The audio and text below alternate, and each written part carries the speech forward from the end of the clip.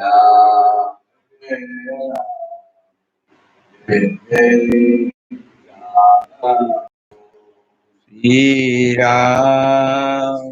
Jai Ram, Jai Jai Ram, Om Jai Ram, Jai Ram, Jai Jai Ram,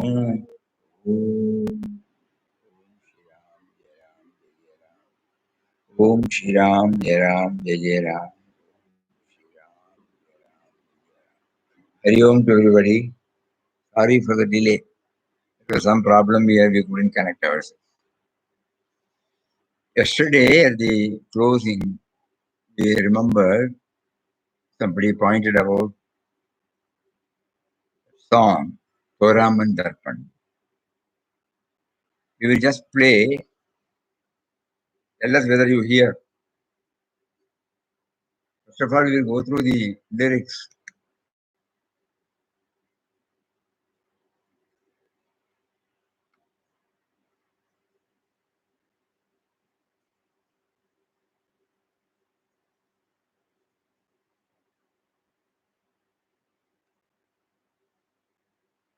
Toraman Darpan. Your mind is the mirror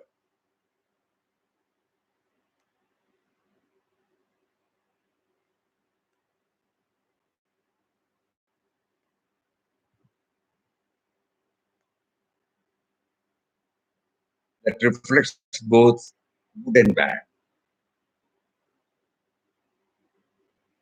It watches the flow and reveals to all.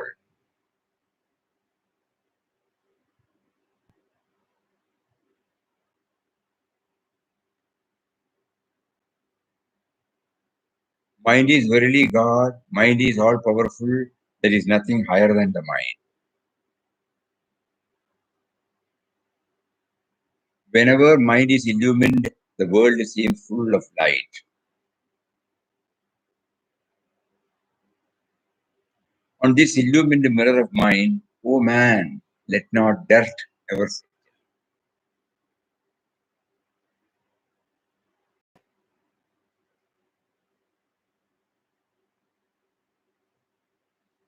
Be it blossoms of pleasure or thorns of pain, mind is the basis of everything.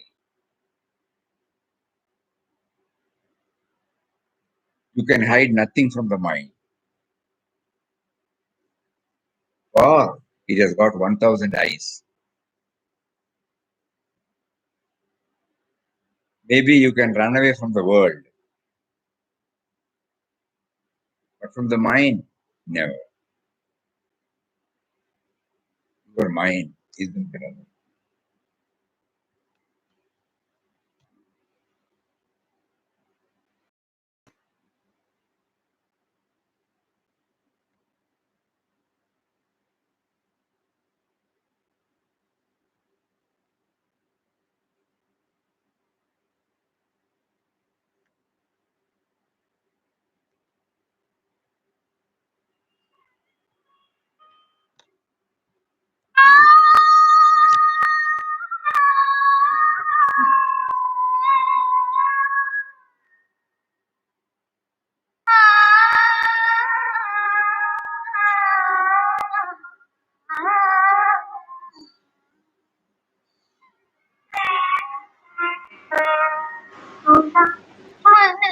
दर्पण कहलाए,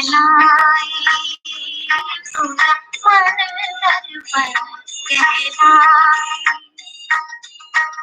भले बुरे साए देखे और दिखाए, थोड़ा पर दर्पण कहलाए, थोड़ा पर दर्पण कहलाए।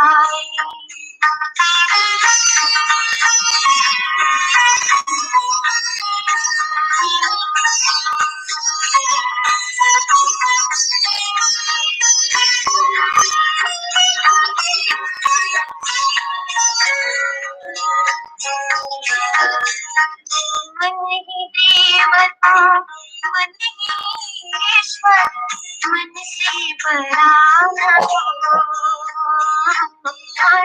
मन ही देवता मन ही ईश्वर मन से बड़ा मन जियारा जग जग फैले जग जियारा हो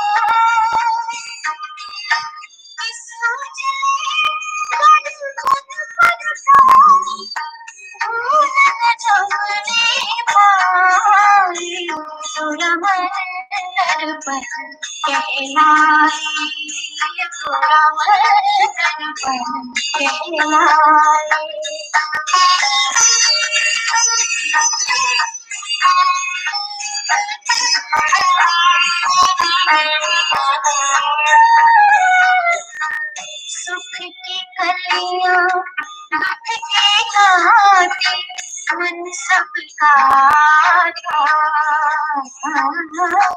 सुख की कलियां दुख के घाटे मन सबका था मन से कोई बात छुपे ना मन की बता जग से जाए भाग कोई मन से भाग न पाए पूरा मन कहलाए पूरा मन कहलाए भले बुरे सारे देखे और दिखाए पूरा मन दर्पण कहलाए पूरा मन दर्पण कहलाए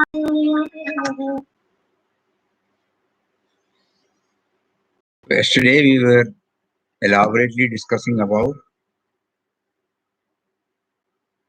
the relevance of mind, how the mind is to be treated as an asset, never denigrate, belittle the importance of the mind. If the mind is not given to us, how will we know about the higher form of life, higher realm of life?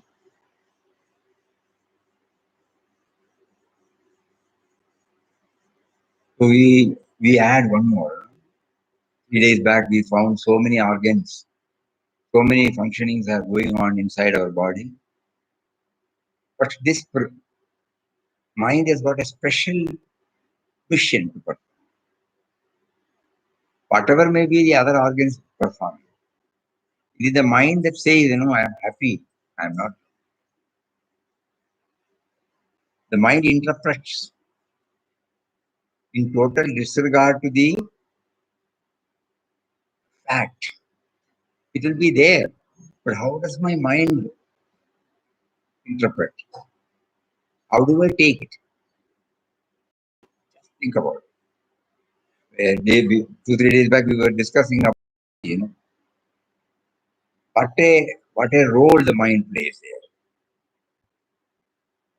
Saguna Bhakti and Nirguna Bhakti. Though Papa is giving importance for the Parabhakti dimension, never Papa has belittled the importance of Saguna Bhakti. Because when we cross over that, initially we all start with Bhakti towards a deity. And then that the deity, because of the sincerity or the intensity, the deity itself help us to transcend. That is what we have seen in Papa's life. He was a great devotee of Lord Krishna. In his Purvashram days, he has written he used to go and sit for the bhajan in his elder brother's house.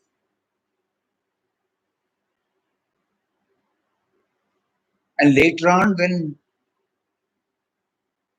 the indwelling Lord guided him from stage to stage, but at the same time, one day when he closed his eyes, he had the vision of Lord Krishna. Immediately, he was able to say, I want that. I should not be limited to your form. I want your form that abides in me every time. What you have explained in the 10th or 11th chapter of Srimad Bhagavad Gita. So from this, it is the mind.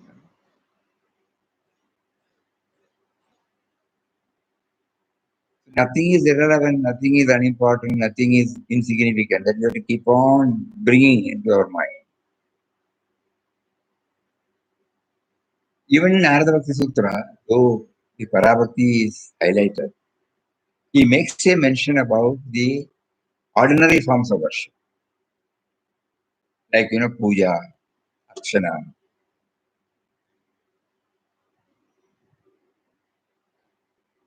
elaborately doing seva to the form of the Guru, the form of Abhishek, changing the dress, waving the arati, offering naivedya.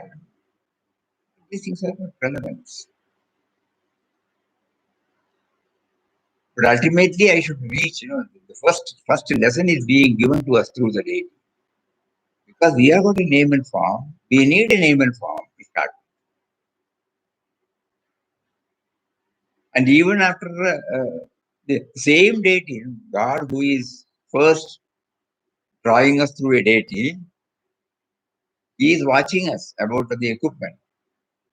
And at the right time, he gives us the right direction. Now you go beyond the form also. Not the form is neglected.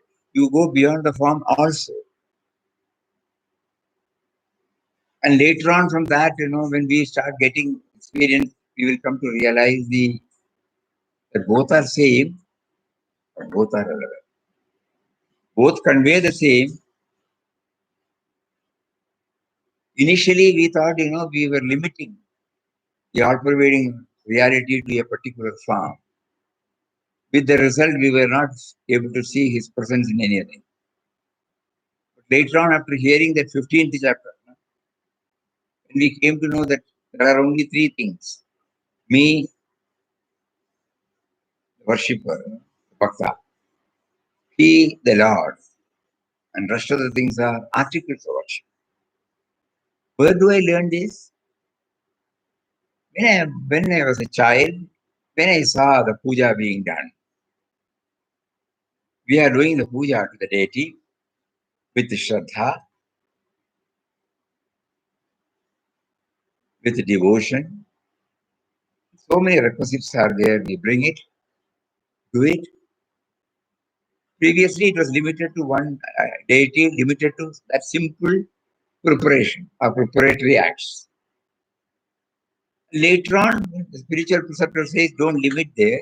The same Lord is there in everybody. So your now attempt is to identify the same Lord with that form or without that form. There are many Bhaktotamas we have heard. Them they attain through the form,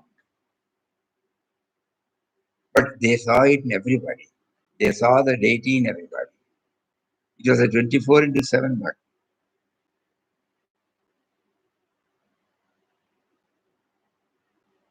That is Parabhakti. Everywhere, everywhere. In this connection, we thought it would be most appropriate to read the Saguna Nirguna aspect of Vinobhave. He has beautifully brought it out. This discussion of Bhakti is going to be completed in 12th chapter. Arjuna has asked a question here, which is similar to what he had asked in the 5th chapter. Some devotees worship you in Saguna form, while others worship you in Nirguna form. Whom do you like more? What answer could the Lord give? It is just like asking a mother having sons, whom do you love more? The younger son is a little child, deeply attached to his mother. He is happy only in her company and is restive if she is out of sight, even for a moment. He cannot bear separation from her. Without her, the world is like a big void for him. The elder son, too, He's full of love for the mother, but he is grown up and mature. He can stay away from her. He serves. He serves her and takes all the burden and responsibility upon himself. Being absorbed in work, he can endure separation from her. He is admired by the world and his reputation pleases his mother. If you tell this mother that she can have only one of these two sons and she will have to choose between them, what could she do? How can she make a choice? Try to understand their plight. She will be totally nonplussed and may mumble. He may mumble. I can bear separation from the elder one if I cannot help it. It is more difficult for her to tear away the younger son from her bosom. His special attachment to her will weigh with her, and she may reply accordingly. But it cannot be said to be the real answer to the question as to which of the two sons is dearer to her. She will reply if she must, but it would not be proper to take her word literally. The Lord has been put exactly in the same predicament. Arjuna asked the Lord, O Lord, one of the two devotees love you madly. His mind is riveted on you. His eyes long to see you. His ears are eager to hear your praise. His hands yearn to serve and worship you. The other one is self-reliant. He has controlled all his senses and is ever absorbed in working for the well-being of all. Engaged in selfless service of the society day and night. He does not even seem to remember you. He has realized oneness with the entire creation. Out of these two, whom do you love? The Lord has replied exactly like the mother. He says, I love the farmer, Saguna Bhakta. The latter too is mine. I love the farmer, Saguna Bhakta, and the latter too is mine. The Lord is clearly on the horns of a dilemma. He has somehow given a reply just for the sake of replying. In fact, there is absolutely no difference between these two types of devotees. Both have equal merit. To compare the two is to transgress the limit of propriety. The question that Arjuna had asked in the fifth chapter about karma has been asked here about bhakti. The question of choice between Saguna and Nirguna is similar. Saguna devotee serves the Lord through his organs, whereas the Nirguna devotee thinks of the good of the whole world. The former appears absorbed in outward service, but is absorbed in the contemplation of the Lord. The latter does not appear to be rendering any concrete service, but is certainly rendering a great service from within. Which one of these two devotees is superior? These two types of devotees may appear outwardly different. They are intrinsically one and the same. Both of them are dear to the Lord. Saguna Bhakti is easier. In the yoga of Saguna Bhakti, all the organs can be directly employed. They could be either a help or a hindrance or both. For the Saguna devotee, they are the means. They are like flowers that are to be offered to the Lord. With his eyes, he beholds his form. With his ears, he listens to his praise and his edifying stories. With his mouth, he chants his name. He uses his legs for pilgrimage and hands to render service. In this way, he dedicates all the organs of perception and action to the Lord. For him, they are no longer the means of enjoyment. Flowers are there to be offered to the Lord. One should not put garland around one's own neck. Likewise, the organ should be used in the service of the Lord. This is the outlook of the Saguna devotee. But to a Nirguna devotee, they appear to be a hindrance. He restrains them, starves them, keeps a watch over them. Saguna devotee feels no need to do so. He surrenders them at the feet of the Lord. Both these are methods of controlling the organs. Whatever be the way, it is imperative to restrain them and prevent them from wallowing in the pleasures of the senses. But one way is easier, while the other one is difficult. With Saguna devotee, we should be very clear. So we may be also going to temples and we may be doing some traditional form of seva at home. Do we qualify to become the Saguna devotee mentioned here? All our organs are dedicated to him.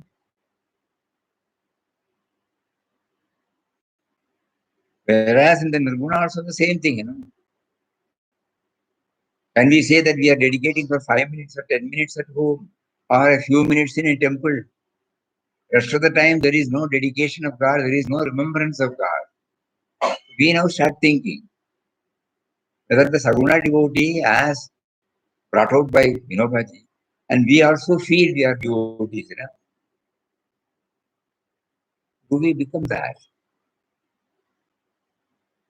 When we offer, do we keep on reminding us that this is offering at all points of time, at every moment of my life, it should be like this.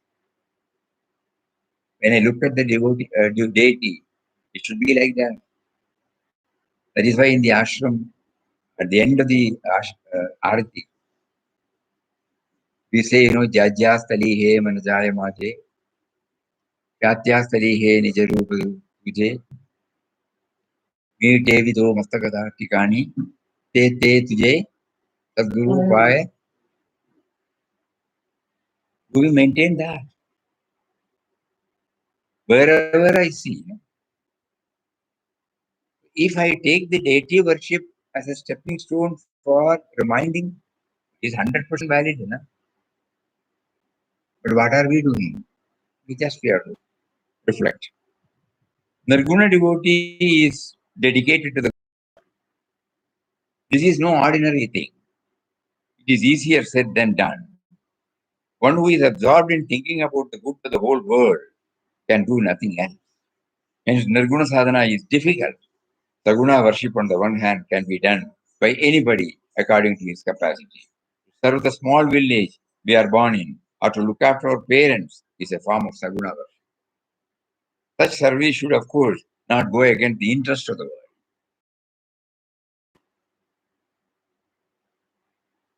No matter how small your service is, it will have the character of bhakti if it does not go against the good of others. That means Lord is not limited. Indirectly, it is not limited to that particular object of worship.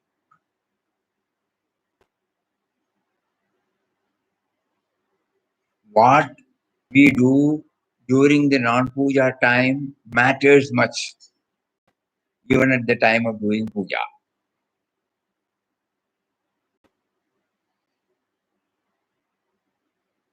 The Saguna worship consists of serving the parents, the friends, the distressed people, the saints, considering them as forms of the Lord, and is content therein. Hence, although both Saguna and Nirguna are essentially the same, Saguna is preferable on the ground of relative easiness. Apart from the point of easiness, there is one more point. Nirguna worship is fraught with some risk. Nirguna is all jnana. Saguna is full of love and tenderness and the warmth of feeling. A devotee is more secure therein. There was a time when I relied much on knowledge, but experience has taught me that knowledge alone is not enough. It does not burn down gross impurities in the mind, but is powerless to wash away subtler impurities. Self-reliance, inquiry into the nature of the self, discrimination between the self and the not self, abhyasa and vairagya, are all these means taken together are of little avail here. The subtle impurities can be washed away only by the waters of bhakti.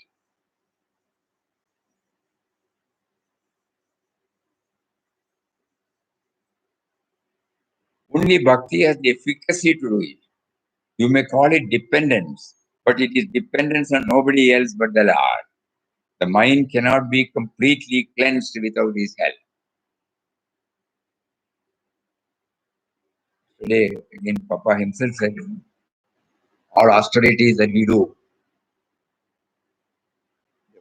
everything, it has got its relevance only if it has got the stamp of bhakti in it. God remembrance is not there, the other one becomes an austerity. That's all. It may have some limited positive influence on our system, that's all. But if it is not supported by God remembrance, dedication to God, if the devotional aspect is not there, so Vinobhave is warning us, we should be very careful. That's why he said it's a risky one. Later on, he will say both are same. Some may say you are giving a narrow meaning to the word knowledge. To hold that knowledge cannot cleanse the mind completely is to undervalue it. This is certainly a valid objection. But my point is that it is hard to attain pure knowledge while encased in the mortal body. The knowledge that we can have while we are in this body is bound to be somewhat imperfect and incomplete. Its power is bound to be limited. Pure knowledge will undoubtedly burn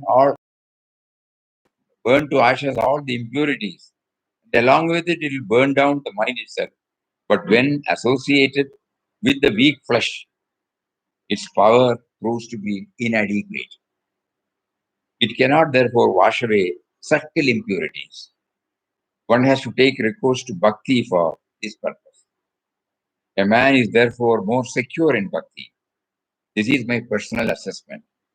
Saguna Bhakti is easier as there is reliance on the Lord, whereas the Nirguna Bhakti there is self-reliance. But after all, what does self in self-reliance means? It means reliance on the Lord that dwells within us. You cannot find anybody purified solely through reason, through self-reliance, that is through knowledge of the self, capital S. We shall have pure knowledge. Thus, even in the self-reliance of the Nirguna Bhakti, reliance is on.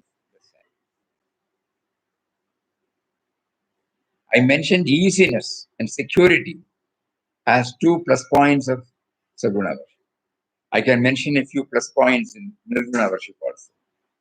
In Nirguna, one remains within limits. Take an example. We establish institutions to undertake various kinds of service. Initially, an individual establishes an institution. He is its main pillar. Everything revolves around him. But as the institution grows, it should not remain dependent on a single individual. It should then be guided by principles. Otherwise, decline is bound to set in soon after the departure of that individual. To take my favorite illustration, one cannot continue spinning when the belt of the spinning wheel snaps, nor can then one wind up the yarn already spun. This is what happens to the institution when it loses the key person. It as it were becomes orphaned. This would not happen if the institution advances from devotedness to an individual to devotion to principles. Saguna is initially towards an individual, but then it should help us to graduate to principle. Saguna needs help from Nirguna. One must eventually learn to free oneself from attachment to and preoccupation with individuals and outer forms. The Ganga emerges from the Himalayas, from the locks of Lord Shiva, but she does not linger there, leaving the support behind. She flows through the hills and the forests to the plains and thus benefits the people. In the same way, an institution should be ready to adopt principles as its mainstay in the eventuality of losing the support of the key individual. While constructing an arch, support is given to it, but the support has to be withdrawn later. If the arch remains firmly in place after the support is removed, the support can be said to have done its work. Saguna is indeed the source of inspiration, but the ultimate culmination must be in Nirguna, in commitment to principle. Self-knowledge must ultimately emerge from the womb of devotion. The plant of bhakti must blossom into the flower of self-knowledge.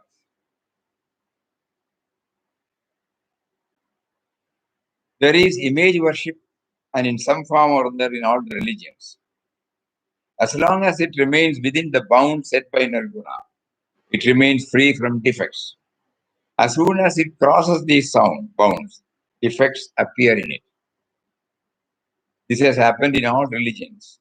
Saguna therein has degenerated in the absence of restraint from Nirguna. Saguna is secure and easy, but it needs Nirguna. Saguna should in fact grow and eventually blossom into Nirguna, into devotion to principle. Nirguna and Saguna are not opposed to each other. In fact, they are complementary. One must advance from Saguna to Nirguna. Nirguna also needs the warmth of Saguna to remove subtle impurities from the mind. They thus enrich and gain luster from each other.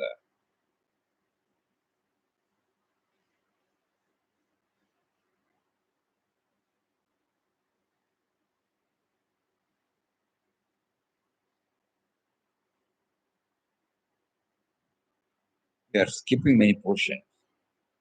Lastly, I want to say that it is not easy to clearly distinguish between Saguna and Nirguna. What appears Saguna from one angle may appear Nirguna from another. This is a very important aspect. In Saguna worship, a stone image is looked upon as a symbol of God. But it is in the mother and in the saints that divine consciousness is clearly manifest. Wisdom, love, tenderness of affection are palpable in them. Still, they are not worshipped as the images of the Lord. Instead of serving the people full of consciousness, instead of seeing Saguna God in them, God is seen in an inanimate stone. To see God in a stone is, in a sense, the height of Nirguna. It is easier to see God in the saints, in the parents, in the neighbors who are seen to possess wisdom, love, or altruism. It is far more difficult to see God in a stone. Still, we worship the stone image. Is it not verily the form of Nirguna worship?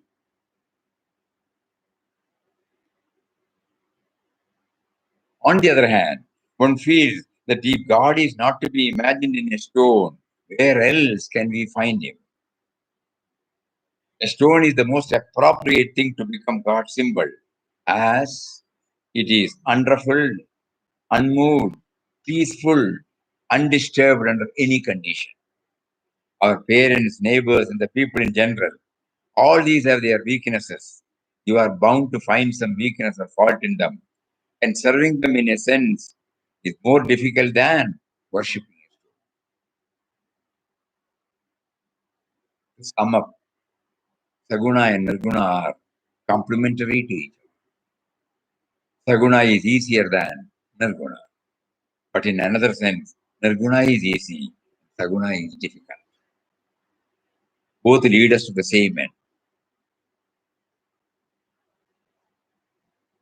Saguna state of karma and Nirguna state of sannyasi are one and the same. The Lord therefore faced the same predicament when he was asked whether yoga was better than sannyas. Finally, he replied on the basis of comparative easiness. Otherwise, there is no difference between yoga and sannyasa or between Saguna and Nirguna.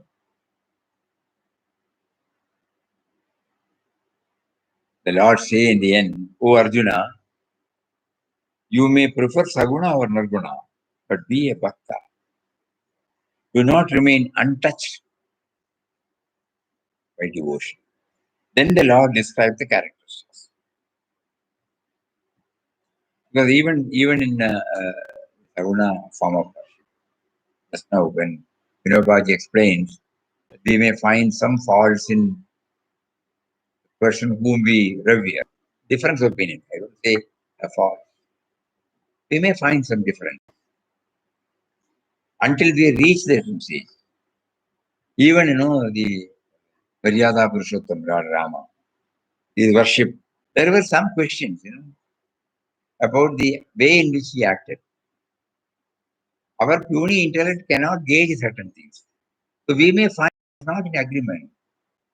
Even Lord Krishna has certain acts when he violates his own laws. When we reach that stage, probably we can say, when we transcend everything, all the limitations, we can see, we'll be able to enjoy it. But at our level, even we may find there may be so many things which at the moment we may not be able to agree. So it is better to start with Saguna and then move to the Nirguna. And in Papa's life, it is very, very, very, very clear. At no point he brings out this dry philosophy, though he is a Vedantin. When we go through Atma Bodh, Tattva Bodh, Vivek Chudamani, Kenopanishad, almost from the same language it is there. But at the same time, we don't feel the what do you call it, dryness. Because every time he will bring this surrender to the Lord, Ramdas and Ram. That gives us a cushioning. That frees us from all tension. Because Ram is a part of Ramdas. Sorry, Ramdas is a part of Ram.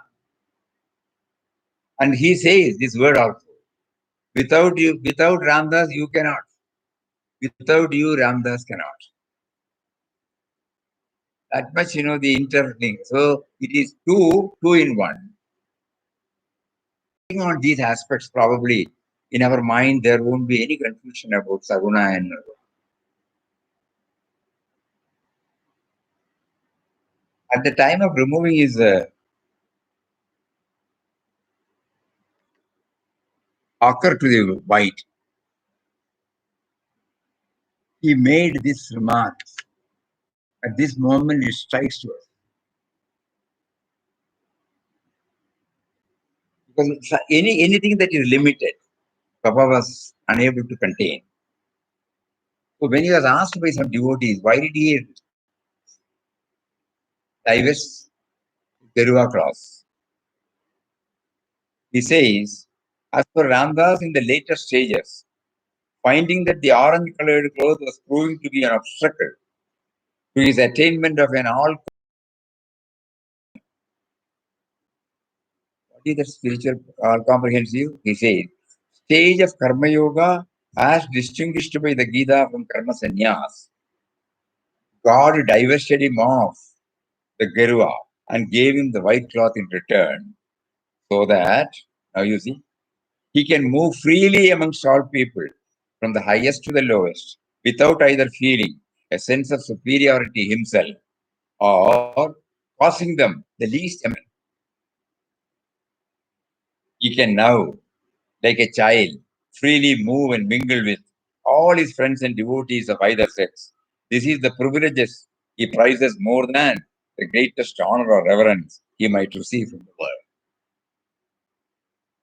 Karma sannyas and karma yoga. So he prefers karma yoga because in there everything is there is nobody left out. So the Nirguna form of bhakti encompasses the entire creation.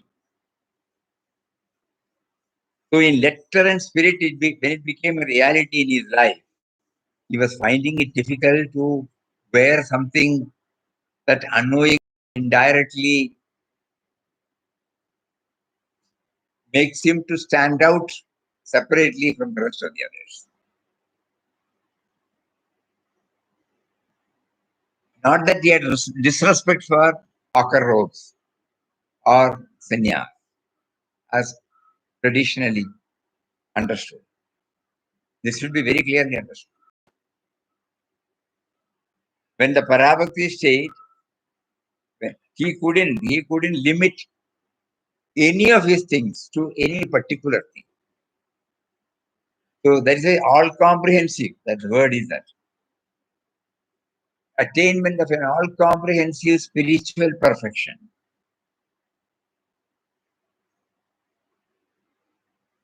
In Mataji's case, she never felt it, She never changed.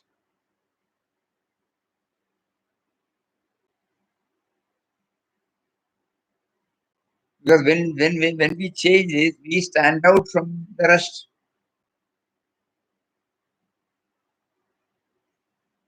And it will have its own impact on the people who with whom we mingle.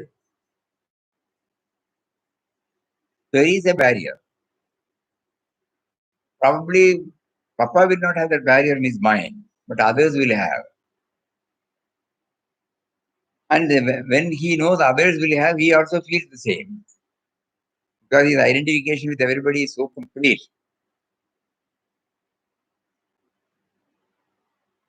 He's Ram in everybody. Whether he is a Grihastha, whether he is a sannyasi, whether he is a atheist. In our language, when he is an out and out materialist, his Ram is there everywhere. When that be the case, where is the need?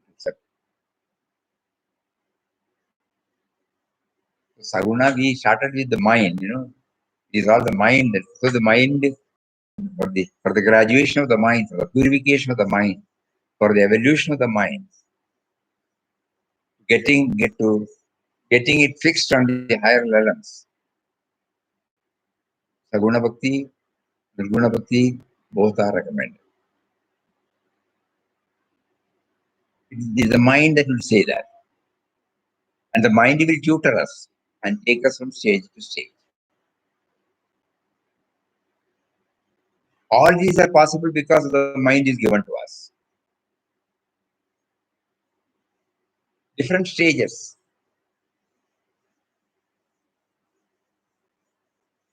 When we go through the biographies of Bhaktottamas like Tyaga Brahmam, Purandradas, or any Bhakta who is seemingly attached to a particular form, have we found them commenting about anything else? 24 into 7, they are in that.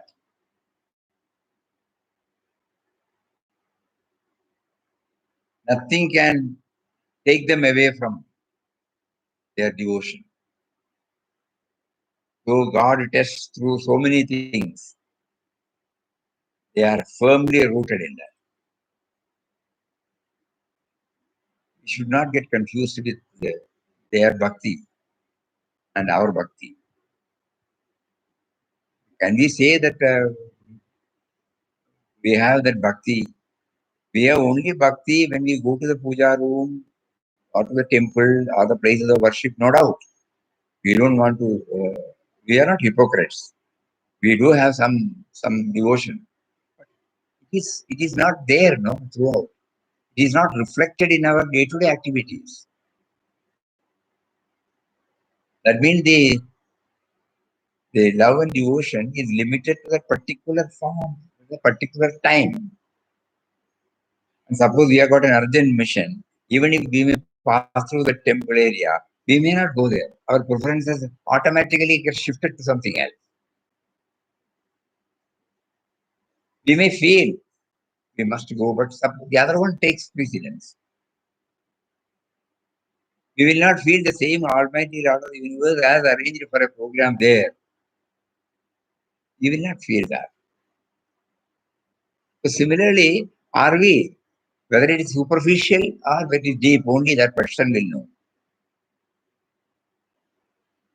When we hear about bhakti, devotion, Papa gives so much of importance for devotion.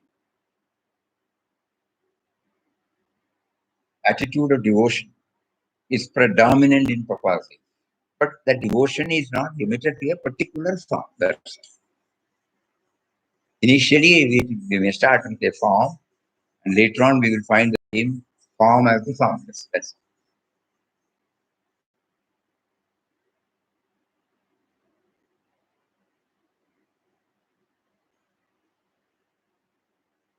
during his sadhana days, He was also we came to know from the book Passage to Divinity that he was also going through Yoga Vasishta, where you might know that Lord Rama, there is a dialogue between Vasishta Maharshi and Lord Rama. Rama asks pertinent questions like what you and I have now. Same question.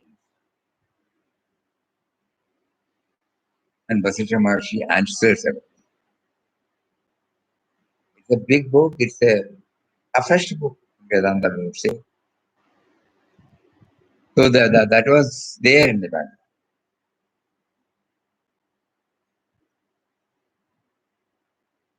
Rama himself got clarified all these things.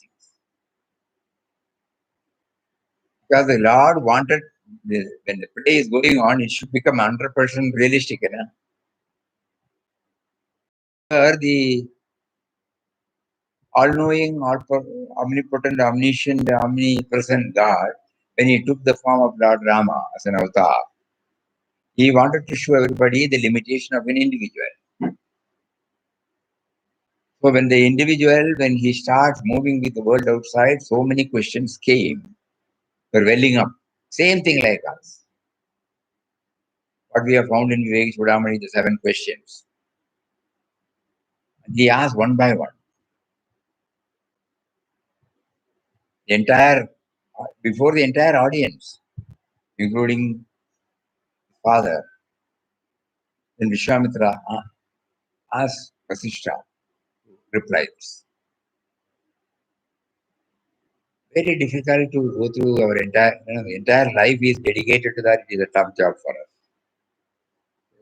Here and there we can read something and try to understand. Papa went through that. So the foundation became perfect. It was neither a dry philosophy nor an emotional level or an occasional level bhakti. It was bhakti of the highest type. It was the jnana of the highest type. Both have been beautifully brought out through Parava, where everything is included and nobody is exempt. At the same time, keeping the relationship of devotee and God, master and servant. This is the uniqueness of Papa.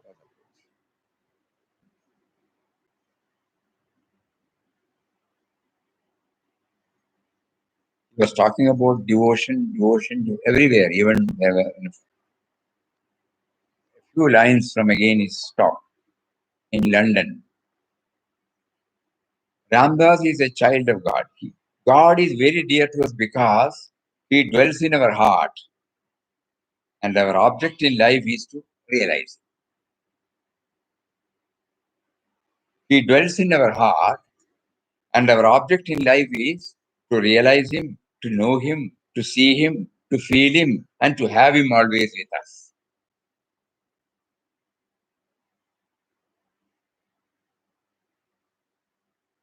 He answers, this bhakti in a beautiful way.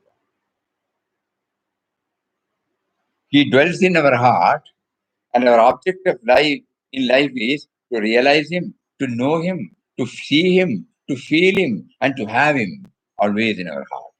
This is the object of life. Very often we miss this object.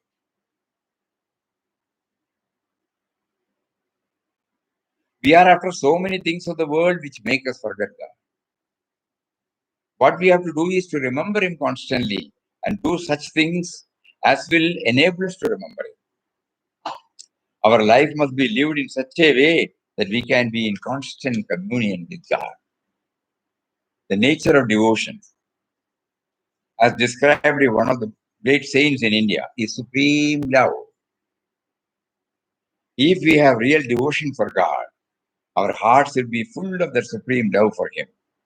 Such love is by itself sufficient to make us realize God. No other spiritual discipline is necessary to keep our minds away from the worldly pleasures than to saturate our minds with love of God. This is the positive way. This is what is called the open way.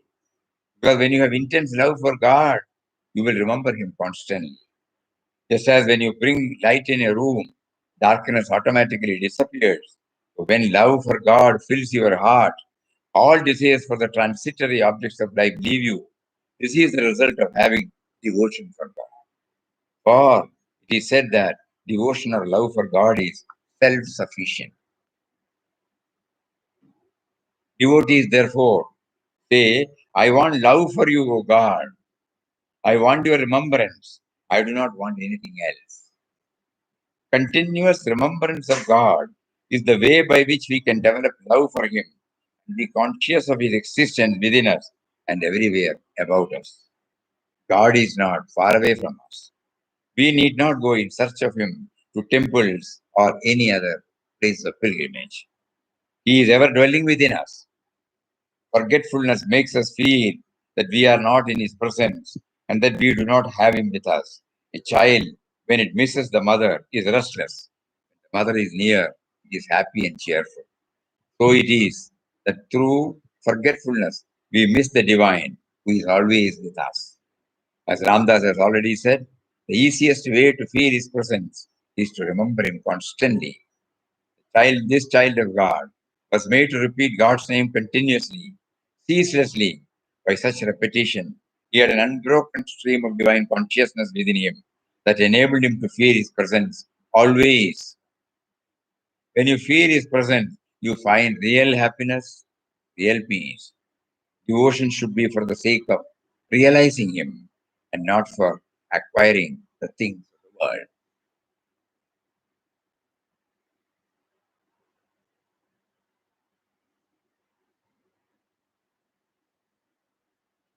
The Bhagavad Gita, the great scripture of the Hindus, describes four kinds of devotees. Sri Krishna says, Chaturvida bhajante mam, jana sugridinarjuna, artho, vijna, jijna, sura, artharthi, jnani ja bharadarshava. Four kinds of virtuous men worship me, O Arjuna.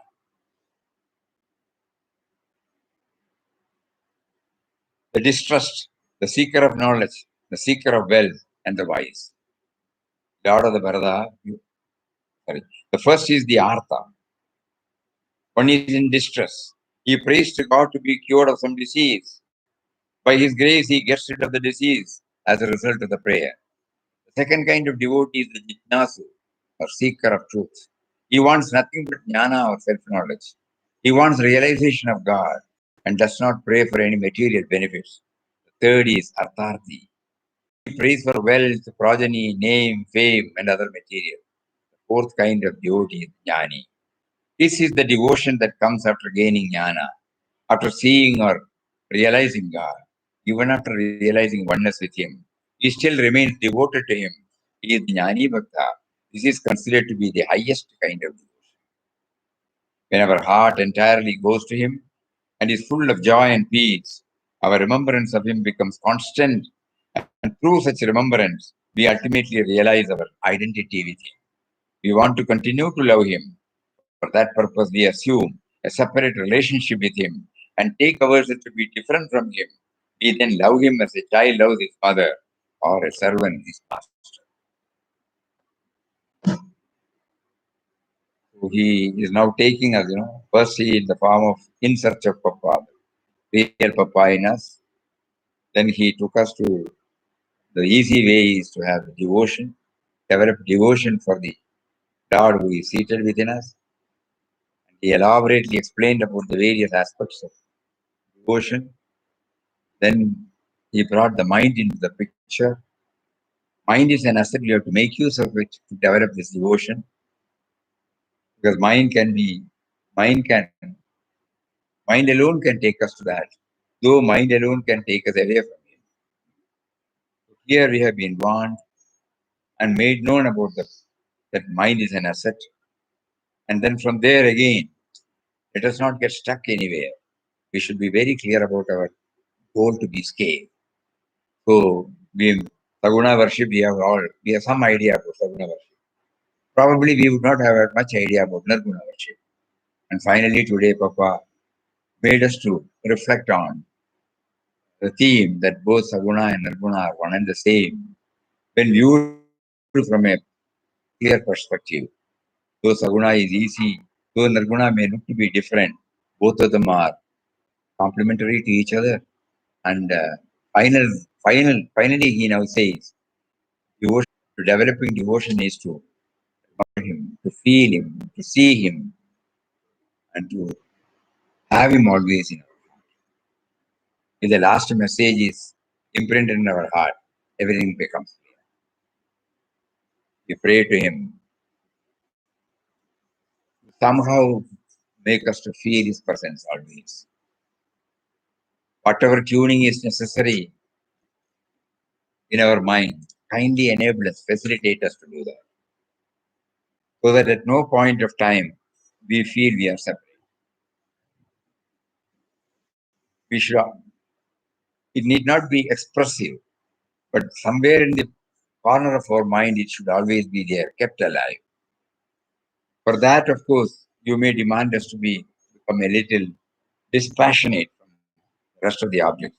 Kindly give us that mental makeup to withdraw ourselves from various objects and get concentrated on this aspect.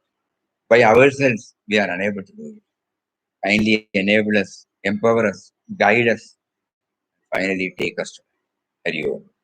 Om Shri Ram, Jai Ram, Jai Jai Ram Om. Shri Ram, Jai Ram, Jai Jai Ram Om.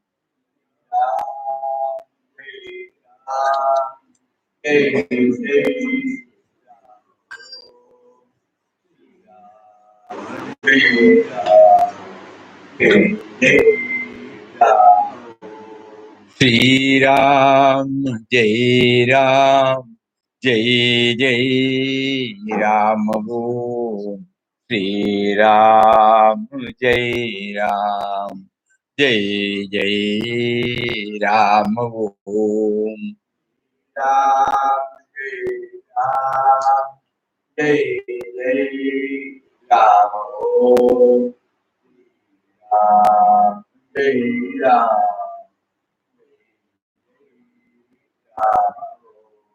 Shri Ram, Jai Ram, Jai Jai Ram. Om.